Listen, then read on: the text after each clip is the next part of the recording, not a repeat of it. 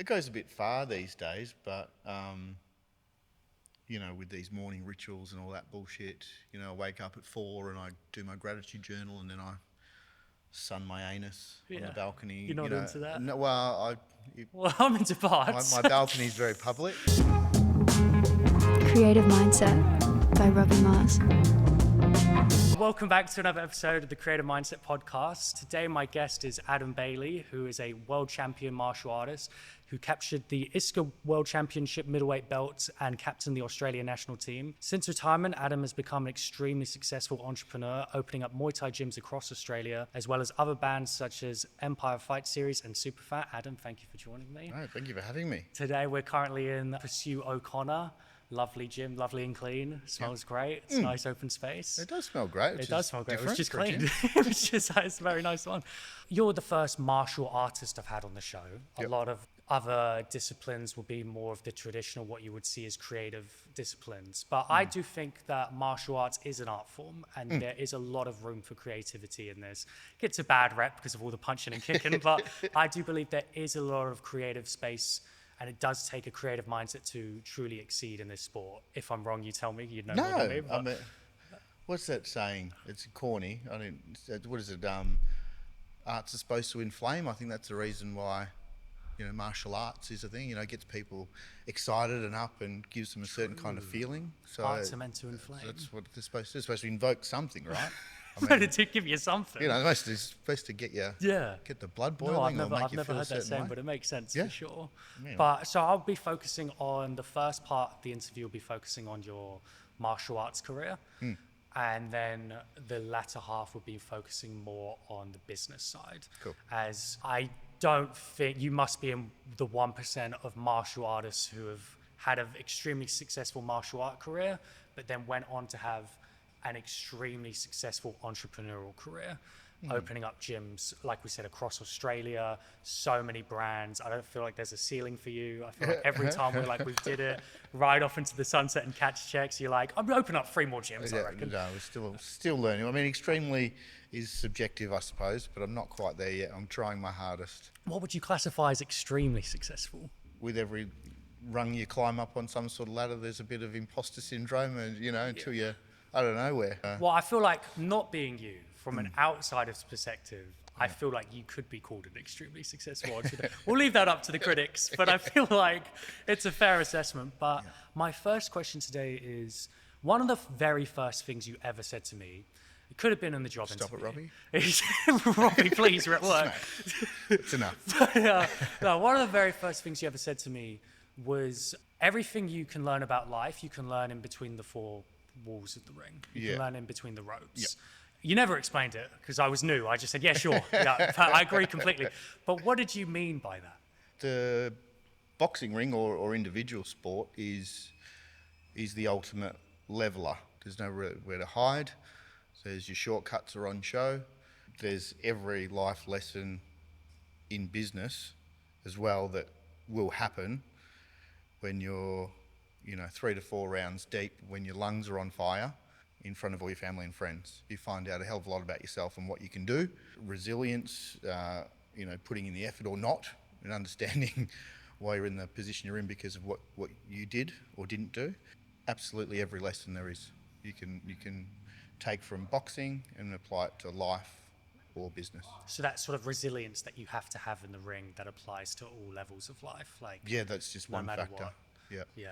From preparation to how you carry yourself in victory and defeat, the whole gamut of personal growth and success. I mean, that's why it's the basis of so many analogies. Yeah, and that is one of the things as well, like we spoke about in the last episode. There will just be random noises, but that's part of the charm. Part of the charm. But have you ever had like a situation where you've felt extremely confident in maybe a new fighter you've had, but you've never actually seen them in the ring?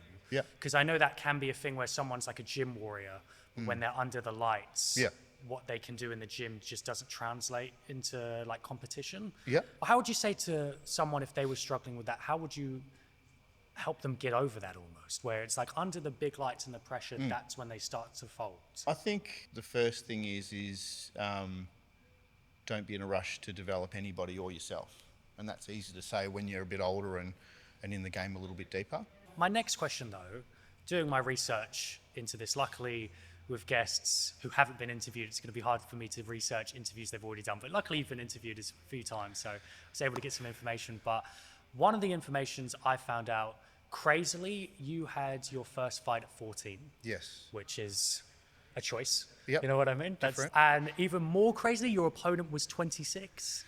Yeah, different times. I believe, yeah. Different times. Pre-COVID. Fucking pre-COVID. Um, what was the one before? The pre-plague nearly. Yeah, Ebola, I guess. But it's coming back, actually. A long time ago.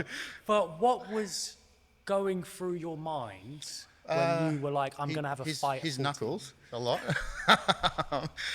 Well, you don't know what you don't know. Ignorance is bliss. But I, as a kid, I'd done totally different. But I'd done some judo and boxing, and it was all good, until probably 30 seconds after the first ding ding, and then you go, righto, there's a little bit something more to this.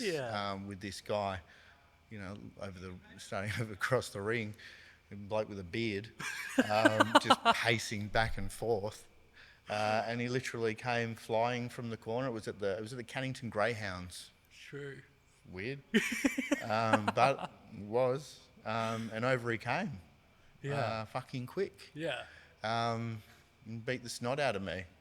But it was what. Got to get those first fight jitters out of the way. You know what I mean? You may as well do it at 14. Yeah. Where you're like, I'm not expected to win this. You'll probably cause a divorce on the other side if you lose. I mean, if you won. Like. Well, yeah, but it was never. I suppose it was a bit more rare for the age back then. I mean, these days, the controls are a lot different. Juniors are juniors. They wear padding. They're really well brought up through the sport. There's blood testing and medical involved and what. So there wasn't that. It was a. It's just like make weight. Yeah. Promoter called up my trainer on a landline, and said, "Oh, you got anybody?" 60-ish kilos. You got a punching bag. I was like, okay, yeah, we'll do that. And the fight camp was awful. I mean, my trainer was fantastic at the time, really good martial artist, not a Muay Thai person. Yeah. So it was, we trained twice a week, whereas now our kids, juniors, Training 4 to all the 5. time. Yeah. Different time. Wow. But survived. Just in the weeks leading, Nothing wrong. yeah, no damage. In the weeks leading up to it, Yeah. I mean, how much notice did you have? Oh, there was a fair bit of notice. So it's time to back out for sure. Yeah, no, there was. I mean, it was, again, it wasn't like now. So in Perth now, we've got fights every week. Yeah. Nearly. I shouldn't say that's an exaggeration, but there's, at least A lot every of month there's a competitions, fight show, there's sparring days. That didn't exist. Yeah. We used to have to go and fight the Taekwondo gyms just to try and get experience. Wow. Yeah. So it was a good, I want to say 10 to 12 weeks notice before this fight. And so you had plenty of time to back out. But I mean, you don't know what you don't know. Yeah. I'd done judo on a mat controlled in a police and citizens youth club. True. Is it going to be like that? Maybe. Maybe. Wasn't. But yeah, that's what you did. So that almost like you said, ignorance is bliss. Yeah. You sort of just like. Sometimes you just have to dive in. How did you feel after that fight, though? Fighting's like, it's another kind of addiction, really. You just, once you get that high, win, lose or draw, you win, you want it again. You lose, you want to redeem yourself. It's that dopamine hit. So apart from the pain in the legs and, I loved it from the first minute. Just addicted. Yeah. Like this, you knew this is what I want to do. Yeah. That's crazy. So better thing, maybe some easier things to be addicted to. Well, I mean, it worked out, eh? So, Yeah. I mean, it went well in the end. But with obviously, like you said, ignorance is bliss on that one. But the more fights you had, with you in the changing room before you walk out, I'm sure there's a lot of nerves. I'm sure, like I've seen at the shows, there's some fighters who are very good at hiding it. And when I'm interviewing the fighters beforehand, they'll be like, no, I'm not nervous at all. Or I'm like, surely you must be a little bit nervous. You know what I mean? Like, how did you combat the feeling of fear as your career went out? Specifically, that period in the locker room, before the lights, before the time, did that feeling of fear get easier throughout your career?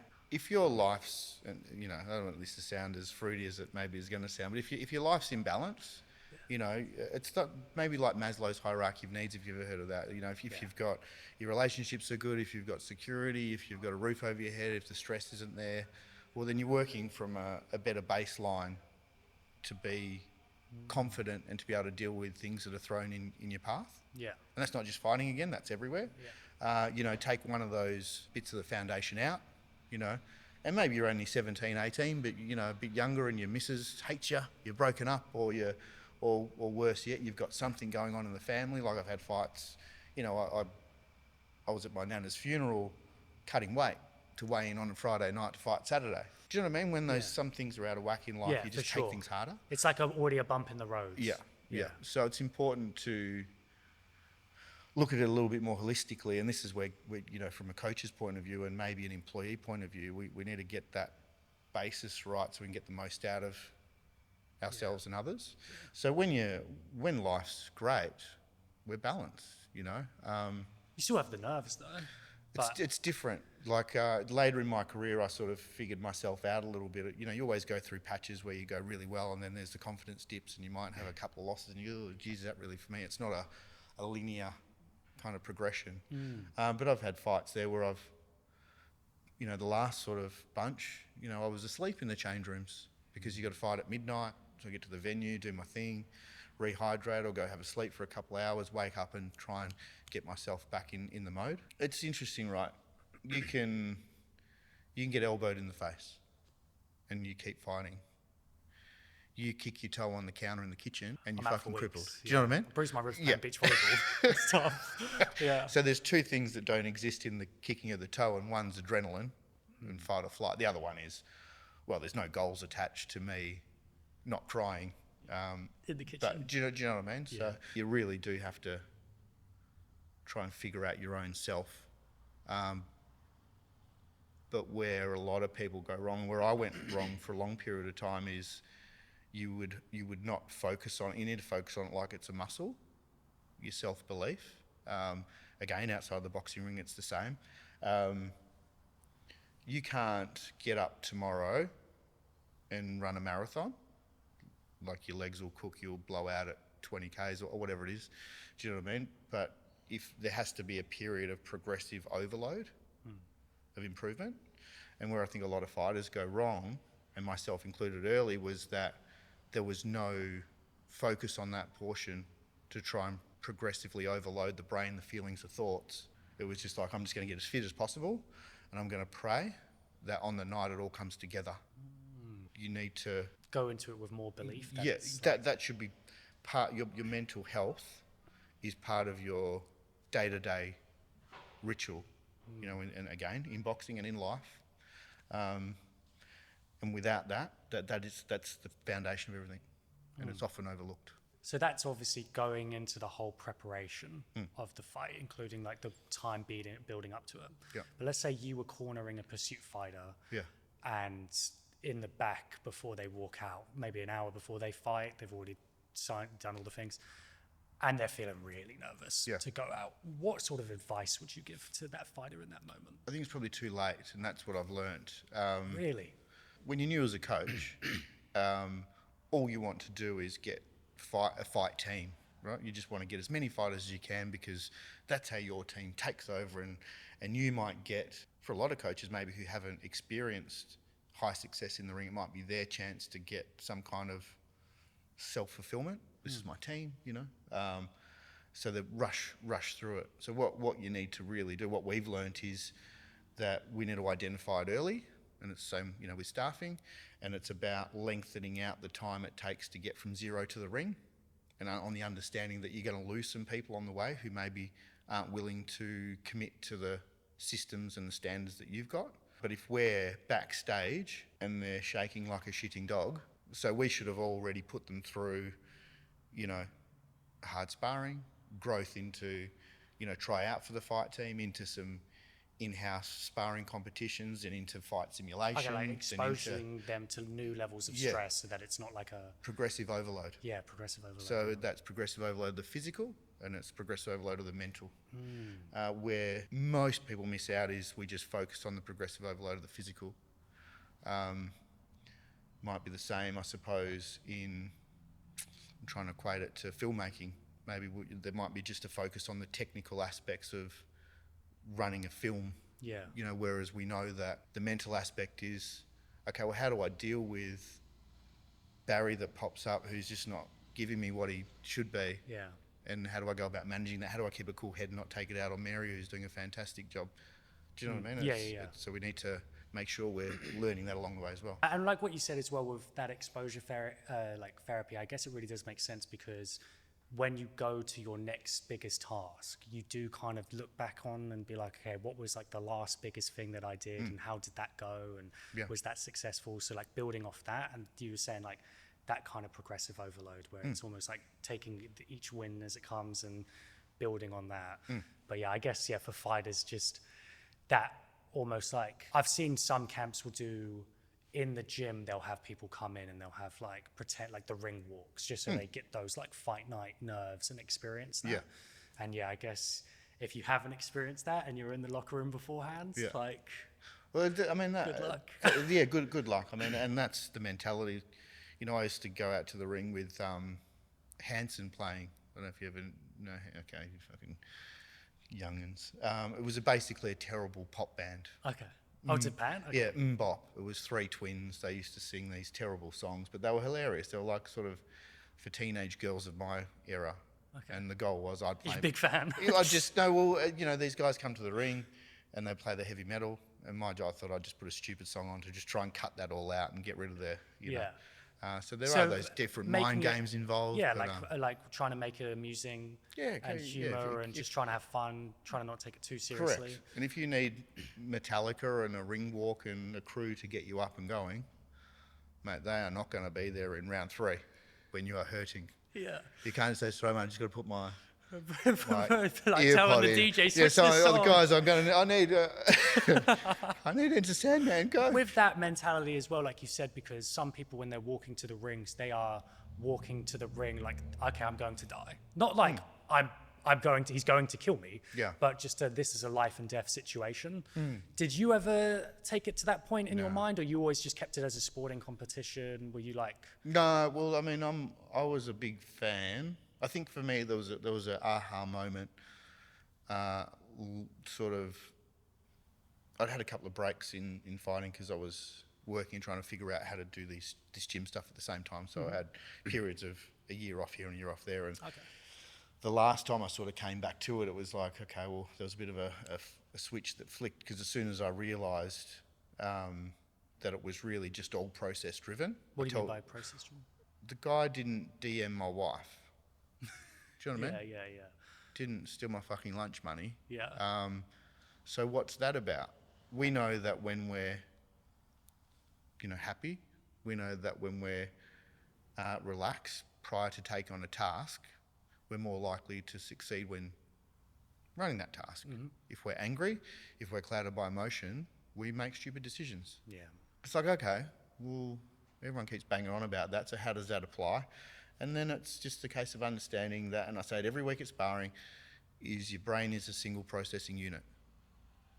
It can't focus on two things at once. So as soon as I realised that if I could just focus on the game as it's happening and things that I need to do that are inside my control, the less of that other bullshit and chaos and I'm going to kill you, I'm going to go to the edge, I'm going to die for this, or he's fit, and all that chaos went, and I could just... Just more like staying in the moment. Yeah, it was like just focusing on what's actually happening. Than which suited my style because I'm more attracted to skillful styles than aggressive. Though they're good to watch and all that stuff, just wasn't me. Did you notice as well, talking about style, coming up, before you started, really when you were like first getting into Muay Thai in your late teens, early 20s, did you notice that, say you trained at one gym, say you did shadow boxing, maybe some jump rope, all of this thing, or you did some technique pad work, and then you went to another gym, or maybe you're training outside or some of these things, maybe you're training by yourself, training with other people. Did you find that there was one method that worked best for you in terms of specifically maybe location? Like, did you find, okay, when I go for a run in this park, or when I go run with these people, whatever, there's just something way better? Yeah. Why do you reckon that helped? Or why do you reckon there was certain places where you trained which helped more in terms of your development than some other places? Because I think adherence and consistency is key over time.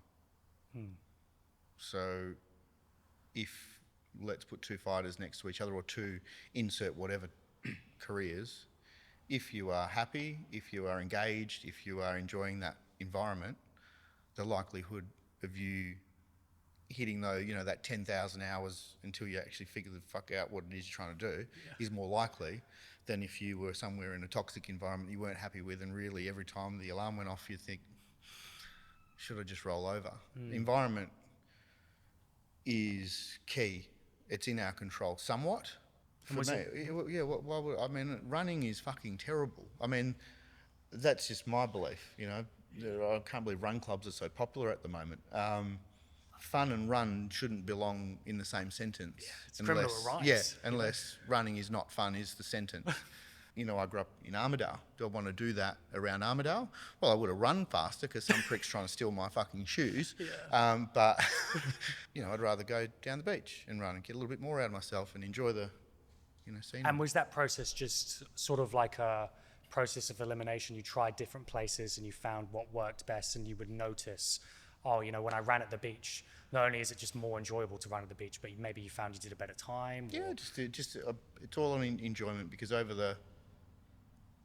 looking at a long game, So you say it has to have a positive impact on your enjoyment. Absolutely. Not just result driven. It has Correct. to be like a good vibe. You're making money, right? So filmmaking. Yeah? You can make money in crypto. Why don't you do crypto? I just don't want to do It crypto. fucking excites you. Yeah. But filmmaking gets you up out of bed. It keeps you out of bed, and editing. Yeah. Crypto don't. Yeah. It's all, you've got to direct things to where, happiness is. It sounds fruity, but do you know what I mean? I'm more looking at it as a point with, for writing, for example, it's already just such a procrastination game, but it was just like going to different locations. I've found it can be easier to write, and now I've put a desk in the garage. I've got the feet under the desk, as you would say. I've got the desk in the garage, and I've been writing every day there, which I've found has helped. And I was just wondering as well, like in the past, if you notice, I guess like what you said, it ties to your enjoyment level. Or even another pursuit fighter, let's say they were training at the O'Connor gym and the Bibra Lake one, and they found they did better at Bibra Lake. One key reason it could be was maybe enjoyment. Maybe they were around people and they trained better, and they Found just someone you preferred the clicked vibe. with. Yeah. So Found it's got to have someone that enjoyment you didn't level. like at the other place. Yeah. Yeah. True. So it's got to have that enjoyment level. It can't just be, I'll trap myself in a dark room and all I have to do is focus on this. But after a while, that's just not going to work. I've read some stories about writers having their wives lock them in a bedroom and they've got to slide the... Who was that? They had to slide the paper under the door to get out of the... I don't know who did that. That sounds more like a hostage situation. But like I heard... There was a famous writer. Well, Rocky Balboa. He's a boxer, not a writer, but... He did... Good try. No, the real bloke behind us. I'm getting them mixed up. But no, Sylvester Stallone wrote the first Rocky movie. He covered all the windows in his house. Yeah. And got rid of all the clocks, so he didn't know what time was. Yeah. And he didn't leave for 3 was me in the days. And he casino. wrote the first. So he wrote the first draft of Rocky. Right. Because he just didn't. He was just like, I'm going to just trap myself in this dark room and write it. Yeah. And that probably didn't come from a level of enjoyment. That may have come from a level of desperation. Yeah. There's desperation's one motivator. As a powerful motivator. I mean, for me, I'd rather chase something than be chased by it. Yeah. That's a different headspace. I've found that, and maybe it's just an age thing coming from uni, like a lot of people my age is still, not everyone, but obviously like some people still need that time pressure of deadlines, like it's going to come. And they'll probably set the deadline like too far away and leave it to the last minute, but then now it's all of that. And that's probably just coming from not setting a appropriate deadline. Yeah. But for me, with writing, it's almost just like, I've got to do it to get to the next step of like actually making the film. But yeah, if I leave a deadline too long, then it's just gonna, I'll never get to it. You know what I mean? But there's other things. I mean, it's like being injured, right? Like in fighting, there's other things that you can fill your time with and still progress. Like when you're ultimately not feeling it. Sometimes it's just like, this ain't happening. Okay, what else can I do to, keep moving forward? Every fighter has a slightly different style. No two fighters are the same. And what do you think comes into the process of creatively creating different styles? Why do you think, is it inherent? Some people just straight off the bat are going to kick and punch differently to others. Or why do you think people have such varyingly different creative styles, even if they come up through the same gym and the same trainers? What do you think that's about? Like, why do they have those creative differences? When we're under pressure, we stick to practicing the things that we kind of might be good at. Yeah. Therefore, they sort of flourish, and that's what creates. So if somebody new to the game, you know, they might, geez, the kicking seems to be a good way to do this. Hands suck. So when I'm under pressure and I'm sparring, I just kick more. I'm a kick fighter now, you know, and rather than trying to develop the game on a whole, I think that's okay. It's not about having no weaknesses. It's about having clear-cut strengths, and as long as you're going to identify some other areas that you could work on. You know, we look at this club here, you know, 500 members or whatever sitting around this club. Why do they all have different personalities? Just who they are. Yeah, just What it's works for best for fighting, them. your art, your writing. It's your personality. It's different personality for different people. Do you think there could be a danger in, say, a fighter switches gym, and at that new gym they have a very different fighting style, and they kind of are trying to enforce that on the fighter? Yeah, I don't think. I mean, if you were a professional, and you went from one gym to the next, I think there'd be areas of, as a coach coming in to me, let's say, if I was doing more coaching than I am these days, it would be, okay, let's brush up on some weaknesses, not necessarily change the personality and the way the fighter is. But strategically, if we look at fighting people, there's a really good opportunity I always find is to get that person. So if Robbie's changing from Bob's gym to Barry's gym, and I've got somebody who wants to fight Robbie, it's a good time to get him as soon as he's changed gyms. Yeah. Because there's a bit of confusion. Yeah. There's a bit of, okay, do I my old way? Am I my new way? That's the time to get them. Yeah. It's a confusing time. I just mean because, like, obviously some fighters have the high ties guard and some fighters kind of fight with their hands down. Yeah. And I mean, yeah, every style works differently for other people. I mean, me personally, I'm probably a lot more like, don't want to get punched in the face too easily. But like when you were coaching, if you were very much in the style of got to have the hands high, you know, slipping, and someone came in from another gym, maybe over East, and they were like hands down, Sean O'Malley style, you know, like down to the knees.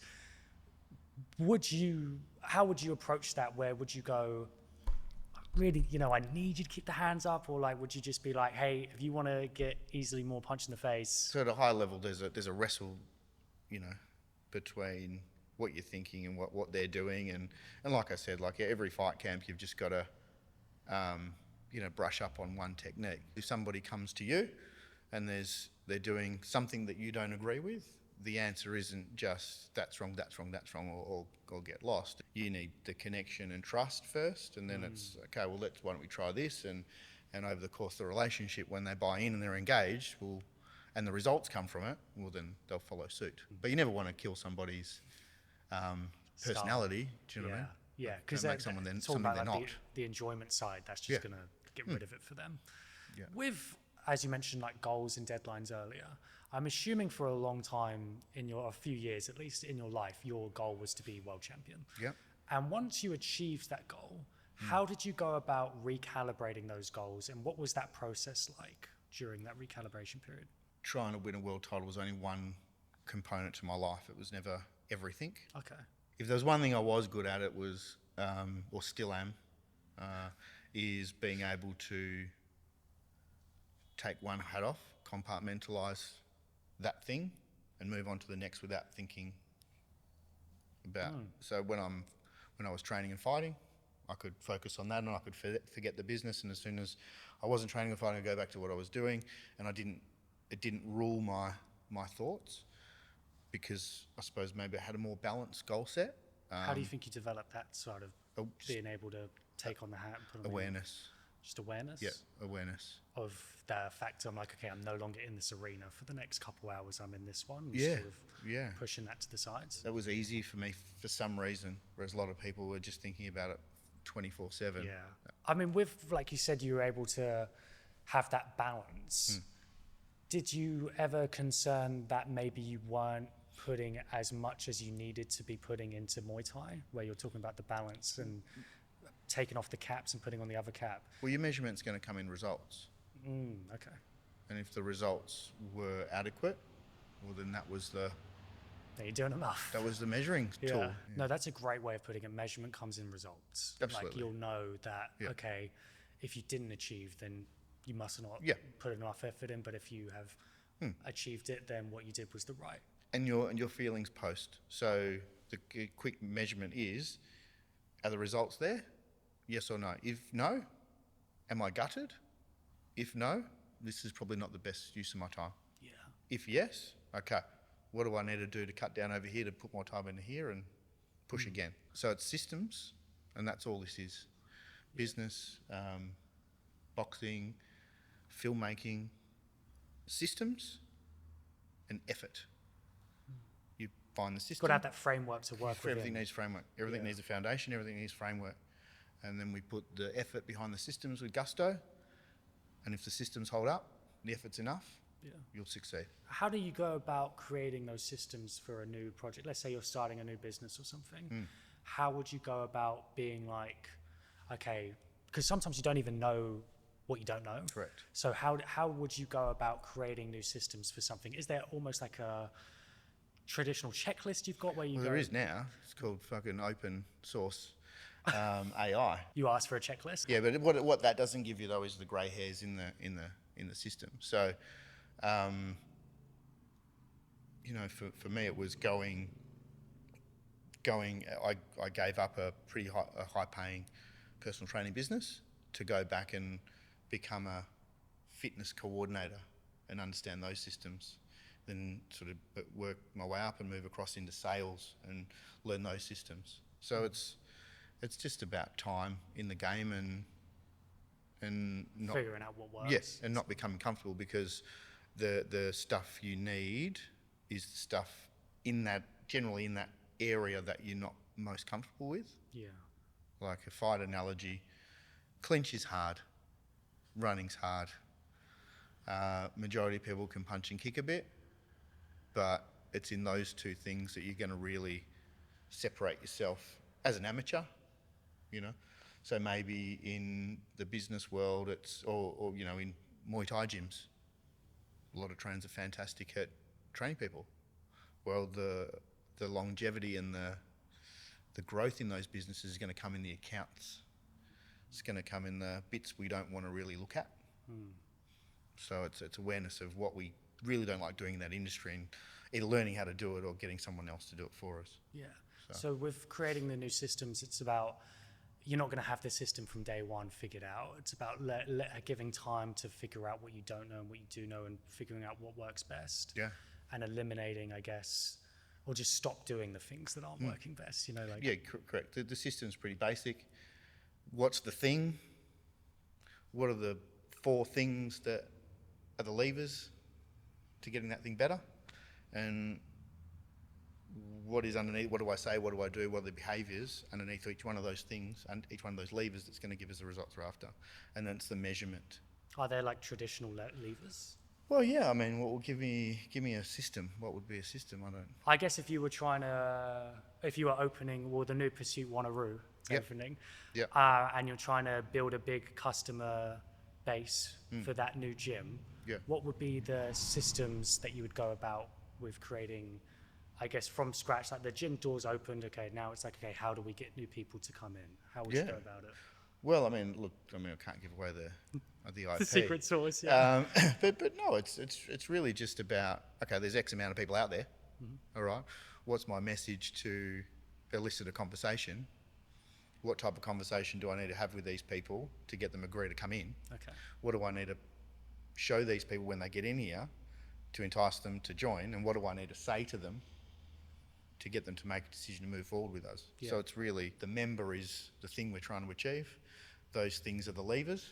Okay, I've got to do this right, I've got to do this right, this right. How do I do that? Well, I adjust my approach in each one of those levers and measure which one is successful.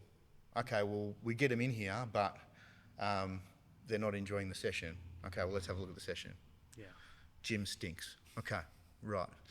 Trainer's late. Yeah. Out of uniform. Combinations are too long. They're looking like they're not engaged. Okay, change, measure. Okay, cool. They're enjoying it now, but they're not joining.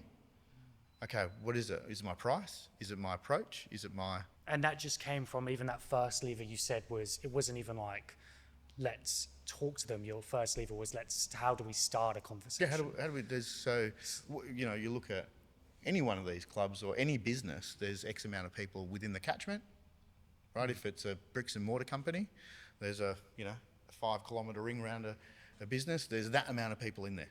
Okay, now, what percentage of these people are going to be interested in martial arts? Well, we should have done that research before we even signed the lease, but what's my message to these people? Can it be the same message? Probably not, because there's a couple of different types of people in the catchment.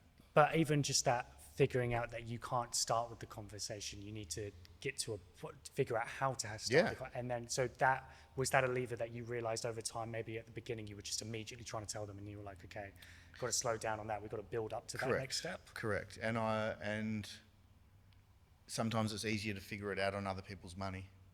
So I was running, because I was trying to fight, so I'm working in gyms. It's like, okay, well, what are these gyms doing? What are they saying? How they, okay, I like that, I don't like that. That's the feedback. I'm not going to use that. So working within other systems before starting your own, seeing how they work. Well, it's called an apprenticeship in normal speak. True. You do your time. Learn the skills. On other people's dough. You kind of put the kahunas on the line and, with ethics. I mean, the first thing my boss said to me was, I said, look, I'm going to open my gym. He said, okay, well, just don't do it anywhere near me. Yeah. And I said, okay, done deal. Yeah. You don't go ripping off people's intellectual property. You don't, that's all that stuff. But you have to learn your trade. Yeah. But it's surprising that, well, not surprising, but there's such, like I've mentored a lot of personal trainers, thousands, I reckon, across the country with my former roles before this. And it's amazing that these guys can tell you how to drop 10 kilos to the absolute, minutiae of detail, but can't tell you how to find a client or how to get one. They're going to find the success in the bit that they don't want to attack, which is member acquisition, or the bit they're more comfortable throwing around dumbbells. So yeah, my next question would be mostly about the flow state, which is a big part of this podcast. And it's about the flow state, that period of time where you're just so deep in work and deep thought, deep work, where 3 hours will pass and you'll be like, whoa, what happened? And sometimes, a lot of the time, it's some of your best work as well. And you go, where did that come from? I don't even know where that came from. Have you ever noticed how you got to the flow state? Like if there were any parameters leading up to that, where you've gotten into the flow state, like any similarities? Have you ever noticed that? Mental health's a huge one. If everything is as in balance as we can, and we're happy before we pick up on the task, if we're motivated to do so because it's something we love doing and it's in line with our goals, we're speaking to ourselves in a positive manner rather than, well, what are we fucking doing? You're going to die here, whatever, or this is boring, I can't be bothered today, or hate Mondays, you're hungover, just those things. Yeah. So it's all foundation first. You can't expect to achieve here with a lumpy, unstable foundation. Yeah, well, that's one thing I'm noticing definitely throughout this podcast is you do attribute a lot of success to making sure you have a great foundation. Yeah, and this is why it goes a bit far these days, but, with these morning rituals and all that bullshit, I wake up at 4 and I do my gratitude journal and then I sun my anus on the balcony. You're not into that? No, well, I'm into parts. My balcony's very public, so... but there is some truth to it.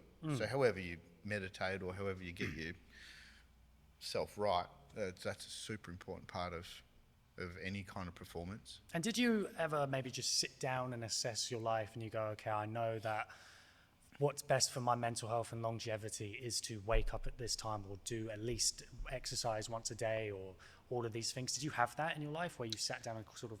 Yeah, but I'm a little bit OCD in that way, that everything has to be structured. I mean, I'd be surprised if I had any, different breakfast, any more than 3 or 4 different variations in the last decade. Really? Yeah, legit. Like, unless I'm on holiday. Okay. I'll also ruin it by, because I as soon as I find something, I want to do it a lot. I think we spoke about this before. You want to go for a run, we'll run forever. Maybe not running, I hate running. You want to train, we'll train forever. You want to lift weights, we'll lift weights. You want to go out to party, we'll party forever. Yeah. So it's about understanding what throws you out of those you got to have those pillars. Correct. Yeah, Yeah. and I call them force functions. Like you have to have something that helps you put the brakes on to maybe not do things on the weekend that are going to stop you waking up at the optimal time and getting yourself prepped, and or ruining like your bedtime routine where you might get everything out of your brain onto a pad so you can actually sleep. And wake up and sort of attack the day. Get the balcony. Yeah. Get the sun the prep. How did you go about, again, was it just trial and error and just, I guess everything you're saying is you can't just be floating through life. Correct. It can't just be on to the next day and you're doing the same thing. You actually have to take a perspective away from what's going on in real time and actually look at things vastly and notice, okay, I keep repeating the same bad behavior. And I guess some people maybe just never even think about that. Or I know if you're in a fixed mind state, that can definitely hinder you from ever even wanting to review what's going on and stuff like this. So how did you, I guess it takes a lot of honesty, but also that level of self-awareness. Like, how do you reckon you developed that level of self-awareness and brutal honesty to where you may want to be getting like wasted or you don't want to wake up at 5 a.m. But how did you get to that point in your life where you're like, okay, no, I have to do these things to achieve what I want?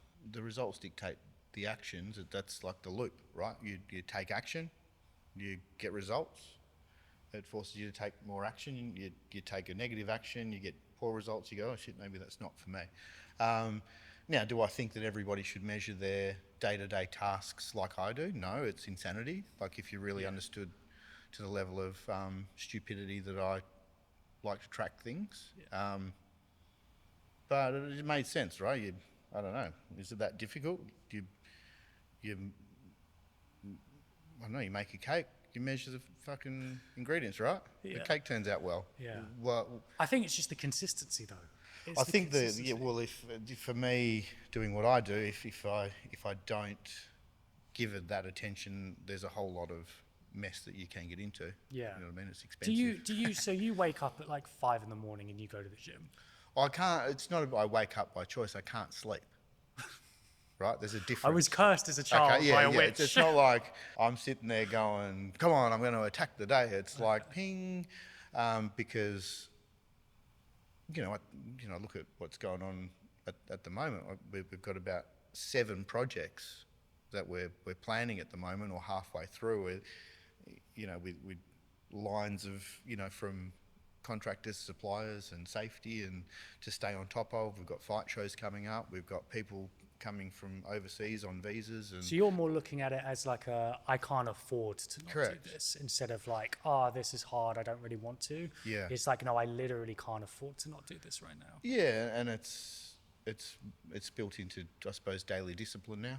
Yeah, So to where it's no longer like a motivate. That's just who Yeah. you are. That's just what you I do. think structures are important, Yeah, and if you can those get them right pillars. 80% of the time, but the measurement of those structures is the most important thing. So you measure the structure based on the success it gives you. Correct. So is my morning better used to, get out and exercise and not book any meetings until 12 and focus on myself or deep work, or is it better, what's my best use of time? Is it later at night when the kids are asleep? But you put an extremely high value on mental health as well. Correct.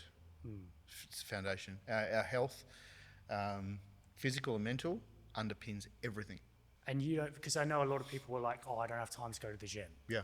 because they're working. Yeah. But that you're saying is just almost working against them. Well, says the dick who owns 12 of them, or however many. Yeah. So it is difficult for me not to be in a gym, and we got the health clubs as well. But not that I train there. I actually don't train any of our facilities for the weights anyway. So you obviously had a very, say, affluent fighting career. You know what I mean? You achieved a lot. Yep. What was that mindset shift from fighting in a one-on-one arena to then being an entrepreneur and trying to grow multiple businesses? What was the mindset shift like between fighter and entrepreneur? I think they're equally as scary. They can hurt the same. I think they're exactly the same. They're lonely. They're brutal when you don't prepare. They're rewarding when you do. Was it exactly the same as well? Because like you said, you were always working towards goals. Correct, yeah. And you always structured your life towards goals. So this is just, even though it's a different arena, it's the same sort of rules? Yeah, it's just they're both the most brutal, honest ways of testing yourself. Because it's all on you. Yeah. I mean, for every fighter, if any fighters watch this will know, how the torture you put yourself through after you lose. It's the same with business. There's people there cheering on when you win and talking about you when you lose, and it's just exactly the same. It hurts, but the rewards can be significant. How did you use those losses to serve you? Like, I'm sure, you probably at a certain point were like, okay, I've got a fight coming up. If I win this fight, I'll get this guy. And you're sort of looking at that future, but then maybe that first fight doesn't go your way and you're heartbroken. Yep. How did you deal with that, and how did you use that to ultimately serve you? You need to understand the difference between losing and getting beaten. Okay. I truly believe getting beaten is something that is not necessarily my fault. Losing is. Okay. Losing's an action on my behalf. Did I not prepare? Did I not try hard? Did I, in the moments that it got tough, fold? Did I cut corners? That's a loss. Mm-hmm. We can get beaten by somebody who's better. Yeah, no matter what we can get beaten by an industry downturn. We can get beaten by Albanese being our 50% business partners, I think the meme at the moment. I'm sure that'll age well. Watching this in 2 years' time. There's differences. So you can get to the end and the result's still the same. It's an L on the record. Yeah. But what will make you sleep at night is if you threw your heart at it. Yeah. And you But came it still up short. hurts, though. Oh yeah, but it's mad. It's an easy one to swallow. Trust me. Is it? You'll be disappointed, but at 3 a.m. You thoughts. tried your best. Yeah, when your head hits a pillow, you will know if you lost or you got But you're beaten. still angry, though, that you lost. Motivated. Okay. I want to go again. I want Yeah. to do it again. Okay. So that anger is the motivation. Maybe it's not anger. Maybe that's not the right word. Well, maybe I'm speaking about me. I'm projecting here. But like the frustration. Yeah. Because you're like, okay, I tried everything, but I still came up Yeah. short. So I'm going to do this next time. Fuming. Or I suppose there might be anger if you think you were ripped by the judges or whatever like that. There's a bit of that, but that's out of your control. Yeah. That one will hurt. But Yeah.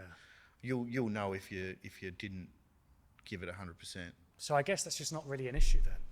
Like, I'm sure you haven't had a lot of periods where you've like, I mean, I know, I'm sure you have, but like, Yeah, of course. there's not the majority where you've been like, No, I cut but corners win a on world that one. title. Like, That's just the thing that happened at the end. yeah. Right? So there's still 25 years plus of I've nailed it, I suck. Oh, I did this, oh, that one, I'm off the rails. So you're going to get beaten on the way to success. Yeah, and you're going to lose on the way to success. Yeah. Because you can't, this doesn't come already figured out. Yeah. You need to figure it out. Yeah. Trust me, there's been fights where I've not wanted to go on and I didn't. There's been fights where I fought really well. There's been fights where I felt amazing. There's been fights where I didn't want to do it. Yeah. But again, it's the learning.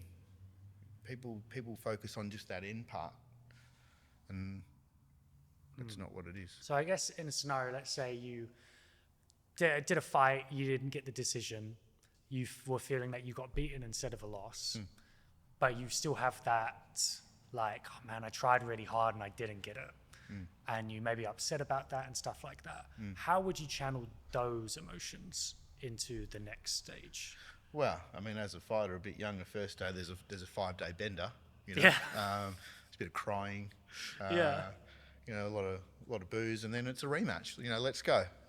So you need to let go of that. You do, but easier said than done. Yeah. Do you still want to keep a bit of it? Because it is like a driving motivator, though, being like, or at least maybe some other people, I'm sure, if you do get that beaten and you're like, I'll show you on the next time, you know what I Correct. mean? And just using that. If you can keep your head. And Well, that's what I mean. Well, there's got to be a disconnect. For me personally, and this might be totally different to any other athlete or fighter or whatever like that, for me, cool heads win fights. It's not a personal thing. For me, my game was technical. And I always found that my decision-making was clouded when I was emotional. So it's like, it's there, that situation. Yeah, go is through there. the grief, Yeah.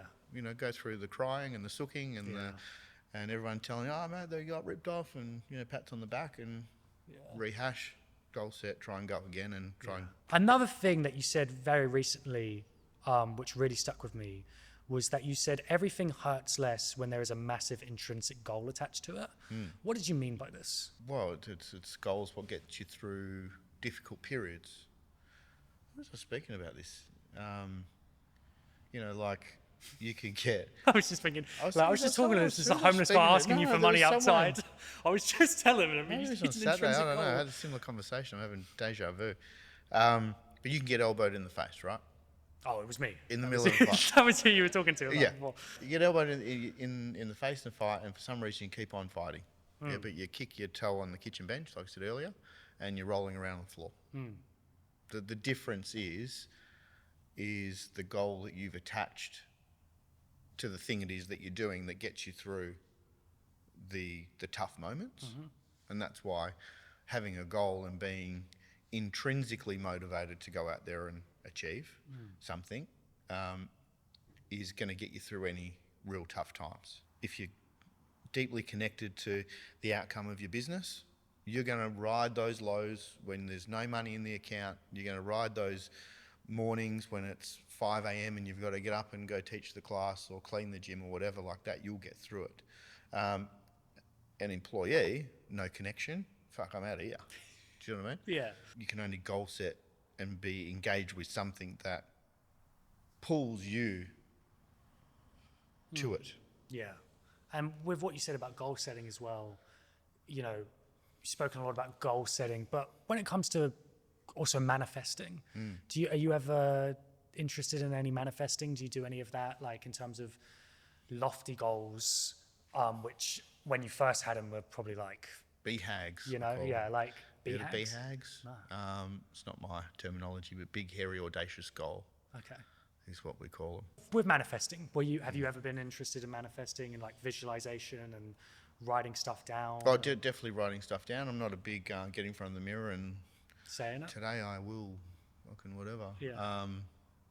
But I'm a fan of people doing whatever they're going to do consistently. Yeah. Do you know what I mean? If that's your thing, cool, go for it. But no, big goal setter. This week has been a large goal set for the whole family with my kids and their swimming, and that's a big part of what they do. And this time of year we're doing financial forecasting and budgets. That's a goal set. It's got to be on a bit of paper. It's got to be. Do you have different, maybe, okay, for the next week I want to achieve this, next month and next year, this sort of thing? Like when it comes to goal setting? Look, we yearly goals, and then but again, it's got to be balanced. Your fitness is just as important as your business. But definitely goal setting is a big part of my whole family's life. And how often do you revisit those goals that you've set? It depends. So look, we look at obviously financial goals for the business is yearly forecasting. Yeah. And then every month there's a tweak and a change and a full action plan on reasons why we didn't, or whatever. Health wise, I'm a big yearly person. My kids will be seasonal with swimming because there's long course and short course. So there's no real answer to the length of time, but the key is to write them down and take action. Seems so silly, but people will talk a talk and not go out and take any action at all. Yeah. Which I just don't see the point in. Yeah. It's like watching porn. I just don't understand why people watch this. No, but you know what I mean? It's like it's not real. Yeah. You can watch it. It looks great, and you might feel good in your head, but it's not real, mate. Yeah. You need to get out there and talk to. Yeah. You need to Worst actually analogy I have can a think life. of on the spot. Yeah. Just gonna drag a porn We can cut that analogy. out if you want. No, we're rolling. Leave it in. But you know what I mean? Yeah, it's yeah. fake. Yeah. It's not real. It has to be action. It has to be action. Yeah. You got to get it down. It's like with fuck, man, these fighters. I want to be a fighter. I want to fight this year. Okay, great.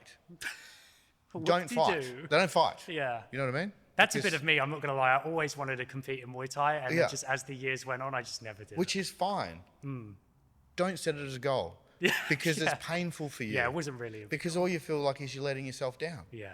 And it's painful for me because I've got to sit here and fucking watch you not do it. Yeah. It was more of a, that'll be a fun thing to do this year, you know what I mean? And then like next year I'll have that same thought and then... And then what's worse is, you know, you set the goal, Yeah. which is fantastic, but the behaviours that underpin it aren't in line with that goal. Yeah. I want to fight this year. Fantastic.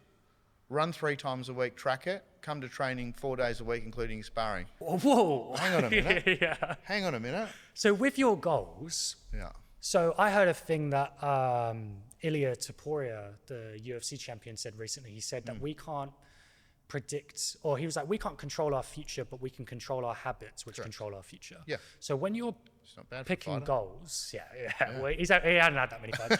When you're picking goals, do you then also, what's the word? Assimilate behaviors which will help you achieve those goals. So it's not just like, okay, yeah, I'm going to compete in Muay Thai this year. Under that layer of the goal, it's okay, what are the behaviors that I need to identify and attack? Correct. Yeah, every goal that you set should have a series of behaviours that underpin it. Okay. That being said, though, I feel like the older I've got, the more my goals have been in the same direction. You know, I don't want to go out and run a... Not making a comeback. I would, fuck no. But I'm not going to go and, I don't know, run a adventure race. Yeah. Do you know what I mean? That's a new thing. Yeah. It's not my bag. More power to you if you can. It's amazing, but... But you need to identify what behaviors will work the best. Yeah. And then is there another layer under that where it's like, okay, I've got the goal, I've realized what behaviors I need to do. Now it's how do we incorporate Correct. this? Where does it fit? Yeah. And how do you do it without it taking away from other areas? And again, it's balanced. And the push-pull that you mentioned. Yeah, it's before. got to be balanced Yeah. in goals. One thing as well, we're talking about all these goals, how do you manage procrastination? Because I'm sure, you know, you're just about human. Yeah, How did you, everybody has procrastination. Yeah. How do you deal with it? I'm in an environment where there's everything's date driven, so I'm stuck either way. What do you mean? We want to open a gym, let's say. You sign the lease, that's the date it's open. Yeah. That's out of your control now. Okay. So procrastination, there's more pain associated with that than there is, you know, if I was to not have a deadline. So everything should be timely, everything should have a deadline. But majority of this stuff that if I don't do something, there's a bit of a consequence.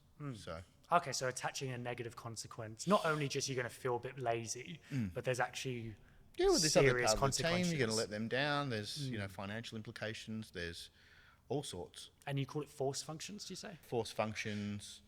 You want to, I think we had again a conversation of the week. You want to go to the gym Monday morning, 6 o'clock.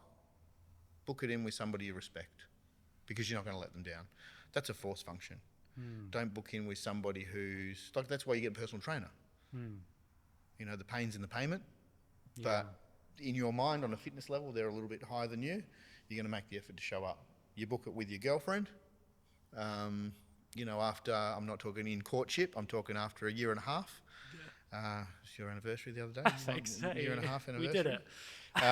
You made it. Welcome to the show. More chance you're cancelling because it's like, you know. Just snuggle in bed. Just a bit tired. Are you a bit tired? And, you know. Yeah, So those for are sure. force functions. So it'll be the same in business or, you know, let's go. We're going to meet at that coffee shop in Fremantle. We're going to write. We're going to, let's spitball some ideas for X, Y, Z. What about in a scenario where you, let's say you wanted to train at 5:30, but there's no one you know on earth who trains Yeah. at 5:30, Yeah. and you can't have that. Okay, I need someone who I don't want to let down to come. It's all on me. Yeah. How do you then build in that force function again? Do you just equate it to something else instead of like, I know that this will massively negatively impact my mind later on in the day, so I have to do this? But again, procrastination can kind of play a role in that. Like, so how do you have those force functions when it's just you? So with that kind of thing, I would say the best way to tackle that is just to be kind to yourself. Like start. Let's just do it once a week. Do you know what I mean? Yeah, start small. You start small, build it up, get your resilience to doing that thing, and then the discipline will build and you'll be more consistent when you experience the positive side of it all. Worst thing you can do is, all right, that's it. I'm going to train at 5 o'clock every morning, Monday through Saturday, and from zero. And by Wednesday, you can't get up from the toilet. Do you know what I mean? Because you train so hard. Thursday, you're asleep at work. Friday, you're back on the booze going, oh, fuck, I'll start again Monday. So you have to have almost these mental agreements with yourself. And it doesn't happen now. It's long. It's a long game. Consistency and discipline builds up over time. What would you say helps build them up over time? Winning. So say like I wanted to wake up at 6 a.m. every day and go work out. You're like, okay, Robbie, maybe just start one day a week waking up And at fucking celebrate that. 6, and like you did it. We did it, guys. And build that dopamine receptor to it. Just be nice. Yeah, you know? be kind to yourself. Don't just overbook it and become disappointed, because then you lose faith in the action itself. Oh, well, I try to get up at 5 a.m. every day. It doesn't work. The gym doesn't work. Yeah. Well, it did, but you just didn't probably do it in the right way. Yeah. So it's just slowly building up that new routine. Kind of. Instead of Which, just, if like, I'd have heard changing. myself say that at, how old are you? 25. I would have fucking hated that. Yeah, because I mean, like, especially when it comes to morning routines, you want to have a routine. So you want it to be the same every day. Okay. Why do you want a morning routine? Just to maximize the day a bit more. When do you do your best work? Yeah, in the evening. Okay, well then do that. My morning routine works for me. Yeah. That's my thing. It's Yeah. not a Well, big I also no, I get enjoy- up at 5 o'clock in the morning. If your best work comes when your missus goes to sleep and the house is quiet, yes. Do that. Yeah. And you just got to. It's not something Robbie's told me. Or, I don't know. I'm going to get busted here. But no, do you know what I mean? If that's how your day works, Yeah. frame it around there. And just accept that that's how it is. Because you're going to get the better results. Yeah. What are you causing more friction? But I like to have time before 9 a.m. I Okay. like to have time to, like, I walk to the beach before 9 a.m. So at 9 a.m., when, you know, if I get a call from work, it's like, I'm awake. You know what I mean? I'm ready. Yeah. But, so it's like, well, if I'm already going to be up at 7, then let's make the most of that. You know what I mean? And it's building that out. But then you can, like, flow if it's harder. So I guess, like, it would start as waking up at 7. But even just the whole, you do your best work at night, isn't that just relative to how long you've been awake? Well, so this is the problem. Like, just because I enjoy getting up at 5 and some asshole on TikTok thinks that that's the morning routine doesn't make it right. Yeah. Doesn't make it right. You like chocolate ice cream, I like vanilla. It's different. Yeah. And again, your systems should come out of the results you're getting. Yeah. Oh, do I get better results when I go to the beach at 7 a.m.? Okay, well, there's something in that. Yeah. Do I get better results when I stay up and work until whatever time? So it's more like build your routine and your habits around what you know works best for you, not what you think would work best or what works best on Instagram. Yeah. You know what I mean? It's If you're blessed enough in the way where you're not accountable to a 9 to 5 position, because obviously it's all well and good, you know, setting these weird and wonderful work hours, but if you can't pay your mortgage or do you know what I mean? Like, then it becomes counterproductive. Yeah. So everything has a variable to it. with talking about with what you were saying earlier, you know, with different fighters coming up, I've heard that what really separates champions from other world-class fighters that just can't get that over that hump is mindset. Correct. Like, it's not athletic ability, it's not skill. How would you recommend to someone then to develop a champion mindset? Like, how did you develop your champion mindset? And if you had a fresh 15-year-old who's just starting Muay Thai, how would you get him to grow that mindset into a championship mindset? There's a number of people that have been good in the gym and can't put it together in the boxing ring, who will go from gym to gym trying to find the solution as if it's the person who's on the other end of the pads, it's their fault, and it's not. It really isn't. I think a lot of it comes from integration into the sport. So 15-year-old, I mean, you come into it like I did. I'm surprised that I stayed in it, because it's like the first interaction wasn't exactly a positive one. So we want to make sure we layer these kids in and build confidence slowly over time. but I don't understand it. It's like this: the answers to the universe are in our fingertips now. Just see it as the fighter needs to understand, the business person needs to understand, the whatever person needs to understand that is a huge cog in the wheel of what success is. And it needs to be focused on just as much as every other facet. And if we fail to do so, good luck. Because I guess if you do have a strong confidence in it, you could be so confident where the thought of being a champion is like, yeah, you know what I mean? But if you don't have that confidence to begin with, yeah, and it's look, not even an and people are equation. working on different levels of anxieties. People are working on, and again, different foundations at home. So they're not all starting at the same spot. But you throw a bit of trauma in a kid getting his head punched in for the first couple of years. Yeah, And it's just- you know, it's hard to come back from. yeah, You it's know, hard to bounce back. treat it like a muscle. Yeah, like you said earlier. Get out and train it. Yeah. And if you do that consistently enough, you Uh, will still have your ups and downs. Sometimes you'll be shitting yourself because this guy's amazing that you're fighting, and sometimes you feel great. And training that would be positive talk, counting the wins, that sort of thing. Yeah, awareness, goal set, Yeah. reflection, Yeah, you know. honesty. Well, And yeah, where am I at? What's my next step? Who's Yeah. my next measuring stick? You know. So it'd be like developing a champion mindset would almost be like, instead of imagining it's like a thing on the clouds, imagine it's a tangible thing that you can just work towards. Yeah, correct. And all of a sudden it goes from a dream to a plan. Yeah, but I mean, simple, like you write your goals. I mean, I had one of the girls at Bibra Lake recently, you know, write the goals down and plaster them all up over the house. And the job is, when you go to the fridge, you read your goals and then you go in the fridge. And you've done that. You and go that's brush what- your teeth, you read the goals. Yeah. That's an exercise. It's a little bit of strength. It's the manifestation, I suppose, of what you're saying. Hope is, I'm just going to get fit, I'm going to get strong, and hopefully on fight night, I'm just going to, like what the fuck, something's going to change? yeah, Like, it's just yeah. ludicrous. And did you do that as well? You had stuff all over the house that you would constantly... Later on, Later on? like I'm not, like I said, I've just felt it all, from invincible to terrible and every gamut in between. What's one thing about running a business, because you've obviously built a bit of an empire in Perth, but also over East. What's something about running a business that people who have never been a CEO or run their own business, what's something that they wouldn't know that isn't obvious, that you'd only find out from doing it? It's a tough journey, you know, in Australia. I don't know, you know, I don't want to say the tall poppy stuff is hard to deal with because that sounds arrogant, like I think I'm amazing, but it's like people generally have your back as you're growing, you know, and you do lose a lot of people when you, as in close friends and things like that, as you move, as you sort of get better at business. So cultivate relationships. With Pursuit, you definitely built up a culture with amongst the staff, amongst the trainers and the athletes who train here. How do you make sure that culture continues and stays similar with expanding to new territories over East?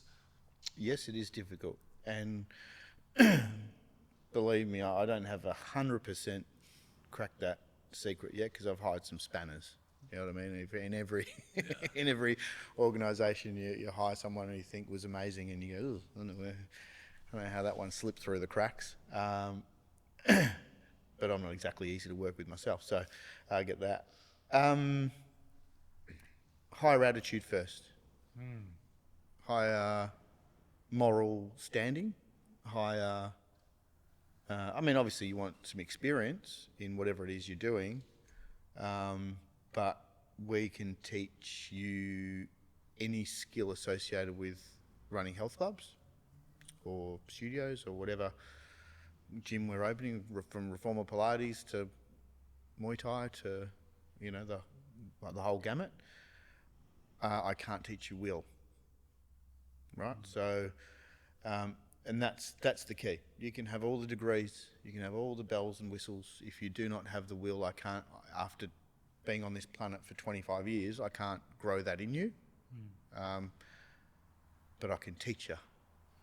So it's the will first. And it comes from, so keeping that culture, it comes from who you hire and who you Correct. put into positions of power, basically.